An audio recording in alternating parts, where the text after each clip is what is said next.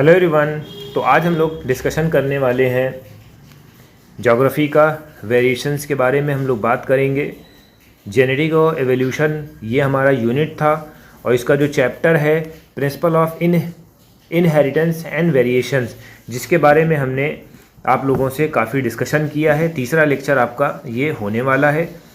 तो यहाँ पर हम लोग डिस्कशन कर चुके थे लास्ट में कि F1 जनरेशन में कोई भी चेंजेस नहीं होते हैं, देन आफ्टर F2 जनरेशन थोड़ा से चेंज होती है, राइट बेटा। तो यही सब आपको रेशियो लास्ट लेक्चर में हमने बताया था। अब हम लोग शुरू कर रहे हैं लॉ ऑफ डोमिनेंस के बारे में, जो कि बहुत इंपॉर्टेंट होने वाला है। लॉ ऑफ डोमिनेंस में हमने आपको क्या बताया है, जो कैरेक्टर्स होते हैं कुछ यूनिट्स और कुछ फैक्टर्स पे कंट्रोल किए जाते हैं, ठीक है। फैक्टर जो होते हैं पेयर में होते हैं, ठीक है। अगर डिसिमिलर पेयर है, ठीक है, डिसिमिलर पेयर है तो एक डोमिनेंट होगा, एक रिसेसिव होगा, ठीक है। तो यहाँ पर आपको ये बात समझनी है। Law of dominant use in the expression only and only parental characteristic जो होती है मोनोहाइब्रिड की, F1 की, ठीक है। F1 जो है मोनोहाइब्रिड है एंड बोथ एक्सप्रेशन F2 में थोड़ा से चेंजेस होगा, ठीक है। अभी F1 का हमने आपको बताया था, F1 जनरेशन में कोई ज़्यादा चेंज नहीं होने वाला है, बस F2 जनरेशन जो होती है उसमें रेशियो अलग होगा, ठीक है। अब इसमें रेशियो हमने आपको क्या बताया था बेटा, 3 टॉल होंगे और एक स्मॉल होगा, कैपिटल T वाले 3 होंगे और एक स्मॉल t वाला होगा। तो ये 3.3:1 का होता है। अब हम लोग जा रहे हैं बात करने लॉ ऑफ सेग्रीगेशन का, ठीक है। इसमें होता क्या है बेटा, जो the law is based on the fact that allele don't show any blending, ठीक है। एलील जो होता है शो नहीं करता किसी तरीके से कोई blending, that the both character are recovered, ठीक है, such as F2 generation though one of these is not at F1 stage, ठीक है। यानी कि दोनों में अलग अलग चेंजेस होते हैं, ठीक है, इतना समझना है आपको। Do the parent contain only 2 alleles during the gametes formation, parents में 2 एलाइल्स होते हैं, या एक मेल का एक फीमेल का। These factor are allele pair segregate from each other, ठीक है। अब ये अलग अलग हो जाते हैं, इसके 2 फैक्टर्स बनते हैं। कभी कभी ये होता है कि होमोजाइगस है, ठीक है।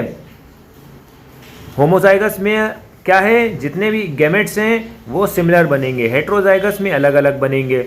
अब होमोजाइगस में वही चीज़ें बताई जाती हैं बेटा, पनेट स्क्वायर आपको बनाना होता है, यही चीज़ें, एक कैपिटल T है, कैपिटल T है, कैपिटल T है, सब में कैपिटल T है, इसमें भी स्मॉल t हो जाएगा, इसमें स्मॉल t हो जाएगा, स्मॉल t हो जाएगा। रेशियो के हिसाब से इसको एक मरतबा देख लिएगा।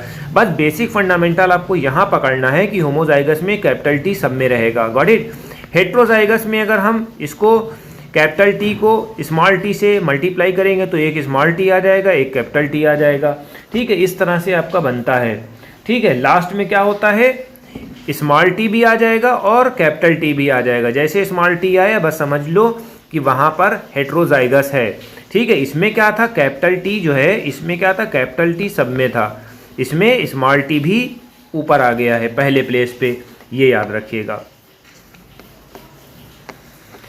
अब हम बात करते हैं इनकम्प्लीट डोमिनेंस के बारे में। इनकम्प्लीट डोमिनेंस में एक देसी भाषा में समझ लीजिए, देसी भाषा में समझ लीजिए, जो P1 है, P जनरेशन है, जैसे रेड और वाइट का हुआ, ठीक है। कहीं कुछ ऐसी इश्यूज आने की वजह से F1 जनरेशन पिंक हो गई, ठीक है। अब इसमें फिनोटाइप्स में कहीं कुछ ना कुछ इश्यूज आते हैं। देखते हैं भाई क्या लिखा हुआ है। When the experiment on peas were repeated unique trait in the other plant, ठीक है। एक्सपेरिमेंट को हमने फिर से रिपीट करा। कभी कभी ये होता है कि it is found sometime F1 has a phenotype physical property that not resemble it not between two, ठीक है। फिनोटाइप कैरेक्टर इसका चेंज हो जाता है। देखो ये वाइट है, ये रेड है। अब इसका जब F1 जनरेशन आई है तो इसमें क्या होता है कि ये पिंक हो जाएगा। ये कैसे हो गया भैया, यही चीज़ इनमें बताई गई है। इसी को हम क्या बोलते हैं, इनकम्प्लीट डोमिनेंस बोलते हैं। The inheritance of the flower can dog flower, snapdragon, atrium, it a good example to understand the incomplete dominance, ठीक है। पूछा जाएगा भैया give the sum example of incomplete dominance, your answer should be snapdragon and atrium, ठीक है। In the cross कराएंगे true breeding red flower and true breeding white flower, F1 जो होता है पिंक निकल आएगा, जैसा ये दिया हुआ है, राइट बेटा। F1 सेल्फ पॉलिनेटेड F1 जो है सेल्फ पॉलिनेट करेगा, F2 रिजल्टेड फॉलोइंग रेशियो, एक रेड है, एक पिंक है, एक वाइट है, सॉरी 2 पिंक हैं। अब देखो इसका इन्होंने दिया है 2 पिंक है बेटा, तो रेशियो क्या है, फिनोटाइप रेशियो क्या है 1:2:1, यानी कि रेड RPW में हमें क्या करना है, रेड, पिंक और वाइट। जीनोटाइप में क्या होता है, जीन्स से रिलेटेड क्या होता है 1:1 उसमें भी होगा, तो ये चीज़ आपको समझनी है, ठीक। इसी को हम क्या कहते हैं, explain the concept of dominance. Every gene, as you know, that contain the expression the particular trait in the diploid organization, 2 copies of each gene as such pair of alleles. Now these 2 alleles need not to always identical. ये identical नहीं होते हैं, as in heterozygote, one of the many different to some changes. उनके अपने अपने अलग अलग changes होते हैं। ये सब चीज़ें आप अपना देख लेना, इतना कोई important नहीं है। Let's take an example of gene contain information producing enzymes. Now the 2 copy are genes, 2 allelic form है। Let us assume the more common normal allele. अब ये सब अंडरस्टैंडिंग के लिए दिया हुआ है। एक नॉर्मल एंजाइम्स हैं, एक नॉन फंक्शनल एंजाइम्स हैं और नो एंजाइम्स हैं। इसमें इन्होंने दिया हुआ है कि किस तरह से क्या करना है। अब हम लोग पढ़ते हैं। फर्स्ट केस जो होता है मॉडिफाइड एलील। मॉडिफाइड एलील जो होता है इक्विवेलेंट टू होता है अनमॉडिफाइड एलील से। It produce the same phenotype trait. ठीक है, अब ये क्या करेगा, सेम फिनोटाइप ट्रेट देगा। Result transformation of substrate S.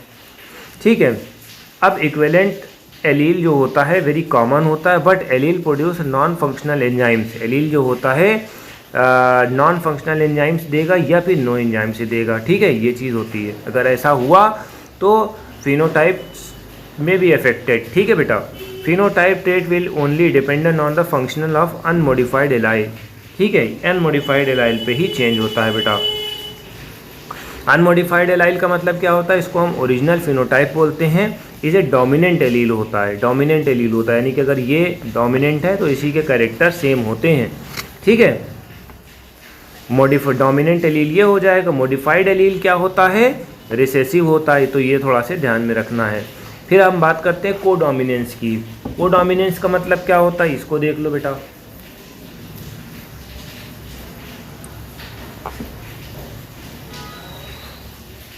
यहाँ पर तो एलील 2 थे। अब कोडोमिनेंस में क्या होता है, discussing the cross F1 resemble either 2 parents और डोमिनेट। ठीक है, और इनकम्प्लीट डोमिनेंस। ठीक, अब हमने बात करा कोडोमिनेंस। कोडोमिनेंस में दोनों होते हैं। F1 generation resemble both parent. For example, good example is different red blood cell that determine ABO।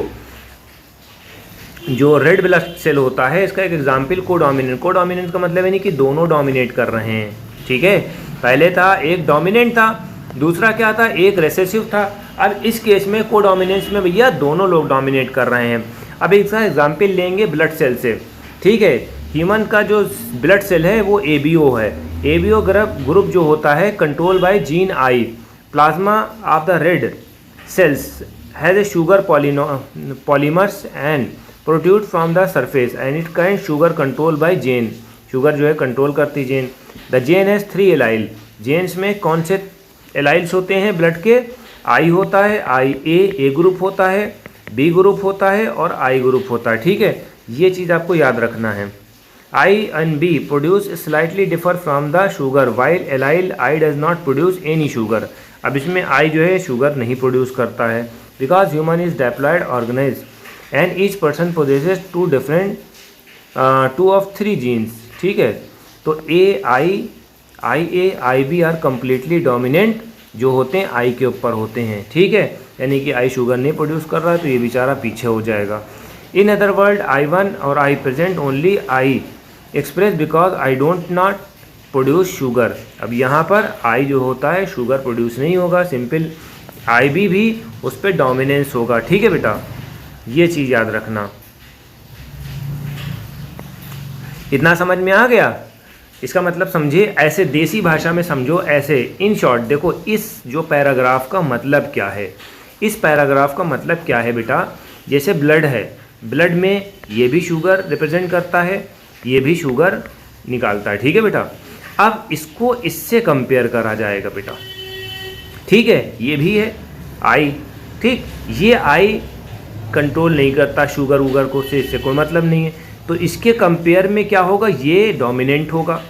ठीक है। अब फिर दूसरी लाइन में IB को I से कराएंगे तो IB डोमिनेंट होगा। अब समझ में आ गया, तो IB भी डोमिनेंट है और IA भी डोमिनेंट है, ये क्या हो जाएगा, को डोमिनेंस हो जाएगा। अब समझ में आया, ये होता है बेटा। इसी वजह से क्या होता है, red blood cells have a and B type of sugar, there is a 3 different alleles, there is a 6 different combination. तो 3 डिफरेंट कॉम्बिनेशन होते हैं, देख लेते हैं भैया, कॉम्बिनेशन देखवा दो भाई। एलील पेरेंट 1 में, पेरेंट 1 के जो है IA है, IB है और सिर्फ I है, ठीक है। 3 हमने कैरेक्टर्स लिए हैं। एलील 2 है, A है तो A का A के साथ हो जाएगा। जो ब्लड टाइप है ऑफ स्प्रिंग A हो जाएगा। A और B का अगर करा देंगे तो AB हो जाएगा। A और I का करा देंगे तो सिर्फ A होगा। देखो यहाँ पर A डोमिनेट कर गया, ठीक है, A और I में A डोमिनेट कर गया।